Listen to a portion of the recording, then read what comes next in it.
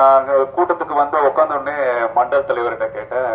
அவர் சொல்றாரு, ஆனா 2-3 நிகழ்ச்சி இதுக்கு முன்னாடி வேற ஒரு வார்டுல வைக்கும் போது ஒரு 100-200 பேர் வந்திருந்தாங்க. இப்ப கொஞ்சம் அதுல பாதி பேர் தான் வந்திருக்கிறாங்கன்னு சொல்லும் போது நான் அவர்கிட்ட சொன்னேன், கோர்ட் ரூம் பிரியாணி கொடுத்து 100 பேர் 1000 பேரை வர வைக்கிறத விட நம்ம பாரத பிரதமர் திரு நரேந்திர மோடி அவர்கள் இந்த செய்தி இந்த சாதனை கேட்க 10 பேர் வந்தா போதும் நாங்க உட்காந்து உங்ககிட்ட பேசுவோம்னு சொல்லி நாங்க வந்திருக்கிறோம். இங்க பேசும்போது அம்மா வந்து ரொம்ப அற்புதமா சில விஷயங்களை சொன்னாங்க. நான் இப்பதான் முதல் முறையா அவங்க பேச்சு நான் கேட்கிறேன். ரொம்ப அற்புதமா இருந்தது. நான் உட்கார்ந்த உடனே அவங்ககிட்ட என்னோட வாழ்த்துக்களை சொன்னேன்.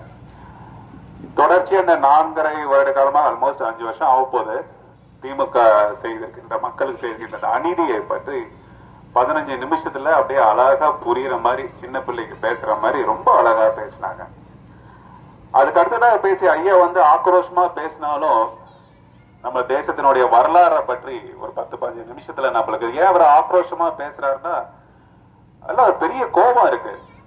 இப்ப இந்த 5 வருஷமா தமிழ்நாட்டுல நடக்கின்ற இந்த அநீதி மக்கள் இவ்வளவு கஷ்டப்படுறாங்களேன்னு பார்த்துட்டு ஐயா இவ்வளவு கோவப்படுறதுல அந்த கோபத்துக்கான தீர்வு ஐயா 2024 எலெக்ஷன்ல நம்மளுக்கு நல்ல ஒரு செய்தி வரும். நம்ம தேசிய ஜனநாயக கூட்டணி நம்மள மாதிரியே நம்ம கூட சேர்ந்து இப்ப இணைஞ்சு பயணிக்கிறதுல பலம் பெற்று திருப்பரங்குன்றத்துல அந்த விஷயத்துல ஒரு முருகபத்திர ஒருத்தர் இறந்தார். அவர் பேர் தெரியுங்களா? தீக்குளிச்சு இறந்தாரு. அவர் பேர் தெரியுங்களா? அழகா பேசுறேன், ஞாபகம் வச்சிருக்காங்க. ஏன்னா நிறைய விஷயம் நம்ம மறந்துடுறோம். ஒரு விஷயத்துக்காக திருப்பரங்குன்றத்துல போய் விளக்கேத்தாம முடியாம மனம் வருந்தி ஒருத்தர் வந்து தன்னை தானே தீக்குளித்து இறந்திருக்கிறாருன்னா அவர் எவ்வளவு மனம் வருந்தி அது போயிருக்கும். இந்த செய்தி வந்து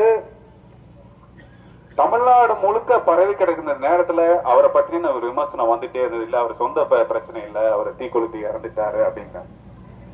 ஆனா அங்க விளக்கேற்ற முடியலன்னு ஒரே ஒரு காரணம் இருந்தால் இறந்தாருங்கிறதுக்கு உதாரணமா நம்மளுக்கு ஹைகோர்ட் ஆர்டர் வந்தது, நீங்க போய் விளக்கேற்றலாம். அவரை நேரடியா முருகன்ட்டு போய் நம்மளுக்காக போய் பேசி நம்மளுக்கு அந்த கொடுத்திருக்கிறார். இதெல்லாம் ஒரு தடவையும் நம்ம இப்படிலாம் பார்க்கும் போது நம்ம ஏன் வந்து இழந்துகிட்டு தான் ஒவ்வொரு விஷயமா சாதிக்கணுமா அப்படிங்கிறதுக்கு தான் 5 வருஷத்துக்கு ஒரு தடவை தேர்தலில் வரும்போது நம்மளுடைய பவரை காட்ட வேண்டிய விஷயம்.